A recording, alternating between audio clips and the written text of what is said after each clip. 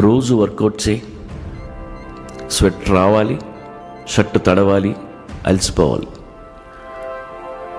అలసిపోతేనే పడుకో, పసి పిల్లాళ్ళ నిద్రపో. దేనికి భయపడద్దు. భయపడితే కిడ్నీస్ ఎఫెక్ట్ అవుతాయి. ఎక్కువ వర్రీ అయితే స్టమక్ అప్సెట్ అవుద్ది. యాంగర్ కంట్రోల్ చేయలేకపోతే లివర్ దుబ్బుద్ది. ప్రతిదానికి స్ట్రెస్ ఫీల్ అవుతూ పోతే ఆ గుండె ఆగిపోద్ది. కామ్గా ఉండటం నేర్చుకో. మతాలు గ్రంథాలు మనకెందుకు?